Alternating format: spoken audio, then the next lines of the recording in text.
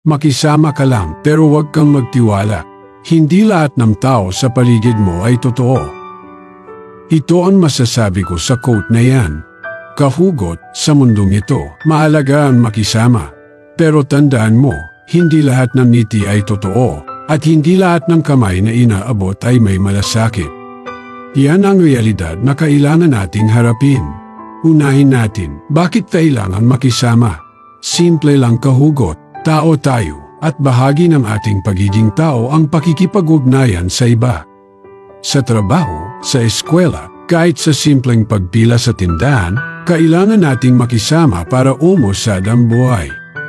Pero, habang ginagawa mo yan, mahalaga rin na mag-ingat. Hindi lahat ng tao may mabuting intensyon. May iba dyan, nakangiti sa harap mo, pero pagtalikod mo, iba na ang kwento. Isipin mo, paano mo balansehin ang pakikisama at ang pag-iingat? Unang-una, maging mabait ka pero hindi sobra.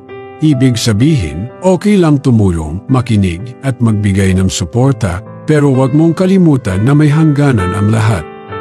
Hindi mo kailangang ibigay ang lahat-lahat, lalo na kung sa uli, ikaw rin ang mawawalan. Tandaan kahugot, matuto kang mag-observe. Yung iba kasi, magaling magpanggap. Kaya habang nakikisama ka, matuto kang magmasid. Tingnan mo kung paano sila kumilos hindi lang sa'yo kundi pati na rin sa iba. Sa ganitong paraan, mas madali mong makikilala kung sino ang totoo at sino ang hindi. Piliin mo ang mga taong pagkakatiwalaan mo. Hindi ito madali, pero sa pagdaan ng panahon, matututunan mo rin ito. Yung mga totoong kaibigan, yung hindi ka iiwan sa ere, yun ang mga taong dapat mong ingatan. At higit sa lahat, magtiwala ka sa sarili mo.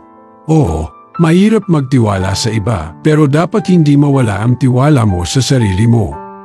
Huwag kang nawala ng pag-asa sa kabutihan ng tao. Oo, may mga hindi totoo, pero marami pa rin ang may mabuting puso.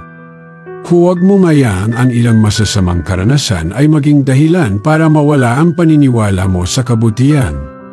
Sa uli kahugot, ang pakikisama ay parang sayaw. Kailangan mong matutunan kung kailan ka lalapit at kung kailan ka lalayo.